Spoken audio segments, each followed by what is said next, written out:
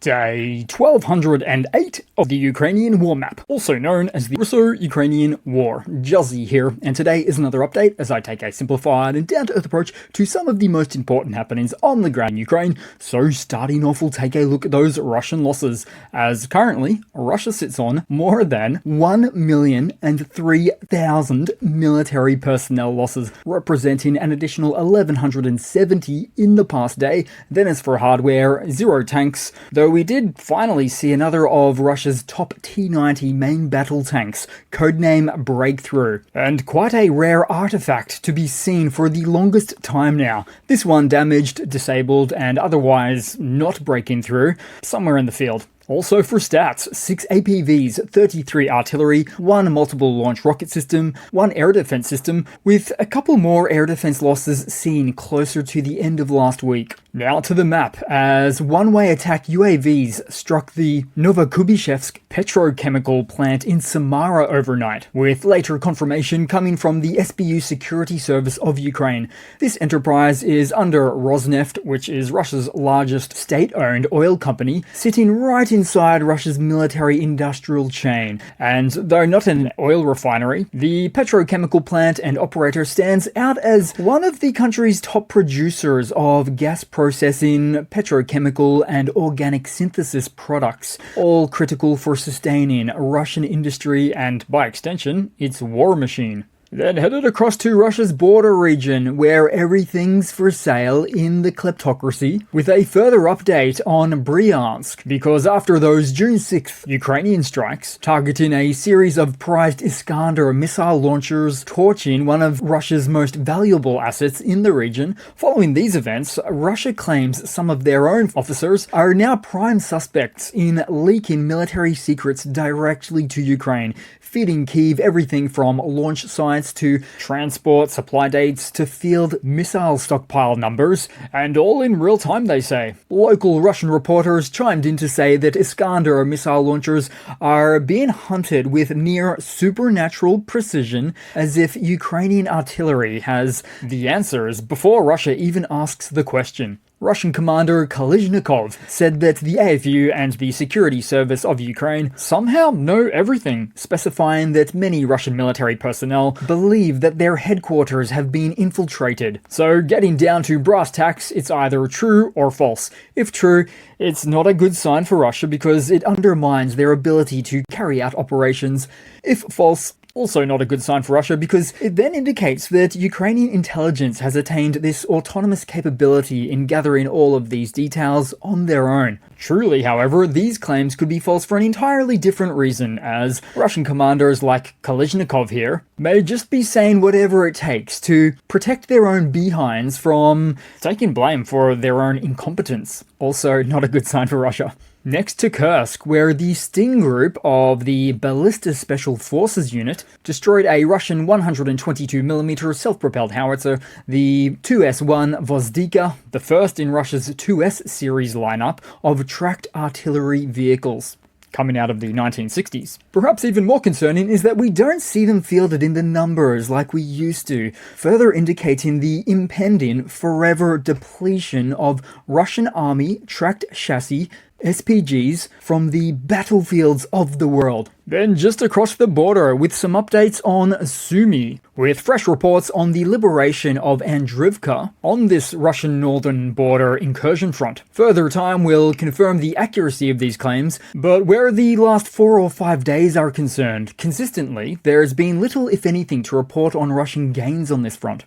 Then to Donetsk, as it seems like Russian jets are falling out of the sky everywhere, because after last week's Russian friendly fire incident on their own Su-25 in the Soledar region, which looks to have turned out to be resulting from a catastrophic structural failure instead, due to the absence of a huge blast and the clean detachment of the right wing after pulling heavy Gs in a high-stress maneuver, all becoming one of a failure of maintenance, a distant relative of friendly fire incidents. So after that episode, a Russian Su-24 jet was reportedly shot down in Africa, piloted by members of the African Corps, a unit affiliated with the Russian Wagner Group, with that jet bested by a man-portable air defense system in Mali. And it was just this time last week, Russia lost a modernized Su-35 multi-role fighter jet over the Kursk Oblast, which followed Operation Spiderweb's series of aircraft losses at the beginning of this month. So, not a great month for Russian aviation. Last month wasn't that great either, with an Su-30 shot down by a Ukrainian Magura V-7 drone, a surface naval vessel, armed with an R-73 missile in the Black Sea, occurring at the start of May. Following that, two Su-25s were shot down around the middle of last month by servicemen of the 110th Brigade and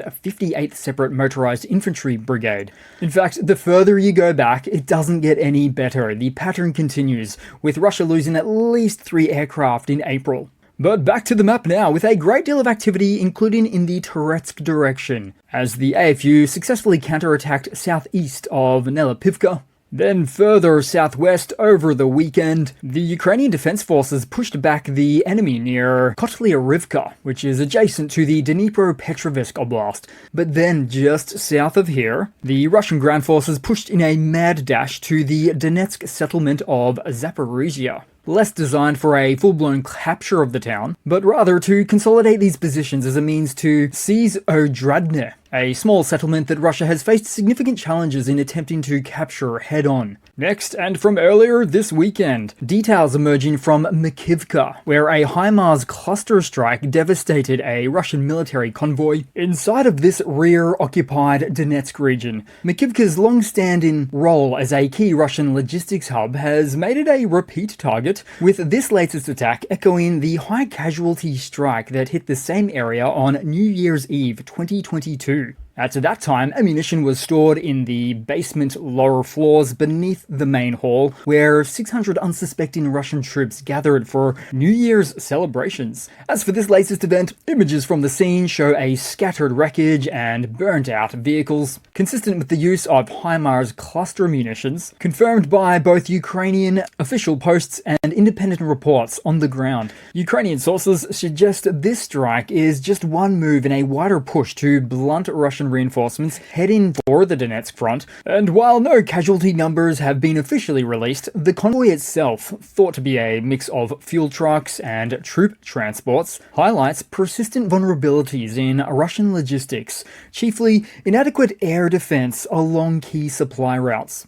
Then somewhere in the south, in Zaporizhia, seen from the end of the week, Ukrainian Special Forces took out a Buk M3 missile system, a Pantsir S-1, and an S-19 Inbir radar from the S-300 complex, with that one specifically noted as being dangerously too close to the front. The whole episode is just another sign of how far Russian air defense skills have slipped, especially when pushing such a long-range 300-kilometer radar so close to the front. And with so many Nibu radars being destroyed, and not to mention the AWACS radar planes, it looks like Russian personnel wanted to risk it for the biscuit to get as much airwave intel as possible. Also on the map, and to a case of return to sender, as Ukraine's 210th Assault Regiment hacked a Russian drone's video signal, allowing tracing of the enemy FPV drone operators. A Ukrainian FPV was then vectored in, destroying the enemy pilot position. Then to another case of a sneaky AFU quadcopter, with this one that found a Russian soldier sleeping under a bridge. No rest for the wicked. Then headed across to some news for today, as US President Donald Trump and Russian President Vladimir Putin were back on the line yesterday, June 14th, this time with Putin calling to wish Trump a happy 79th birthday. But celebrations gave way to serious talks as the two circled around the Israel-Iran showdown and Ukraine's ongoing war. Both agreed, publicly at least, that the Israel-Iran conflict needs to end, with Trump pushing for a finish to both wars, but not spending a lot of time on that front apparently. This call would now mark a whopping 5th time between both presidents this year, with so far little to show for in the way of tangible peace agreements to date. Even a ceasefire for that matter. As for Israel and Iran, tensions between the two had escalated sharply over the past several days, both trading some of the heaviest blows in the region's history. Israel launched precision airstrikes deep into Iran, striking oil depots, military research centers, missile launchers, and other facilities linked to Iran's nuclear program. On top of that, even a number of Iran's top security leadership alongside nuclear scientists were reported to be eliminated in these strikes. Some were even expecting the safety of underground bunker positions. Now, as for all of this, Iran responded by launching waves of ballistic missiles and Shahed drones at Israeli cities, with comparatively little in the way of strategic military targets being hit. As despite Iran's barrage, Israeli military and critical infrastructure remained largely intact. And that's where the situation looked to take the most unexpected of turns, with de-escalatory statements made by Iran's foreign minister to say Iran is willing to halt strikes on Israel if Israel halts strikes on Iran, marking a notable departure from Iran's usual posture favoring escalatory rhetoric over that of de-escalation remarks. Such a shift could be a response to the increasing effectiveness of Israeli strikes and defensive measures, suggesting recent operations may have forced Tehran to reconsider its approach. Then to finish off this video with I'll call it an untitled segment,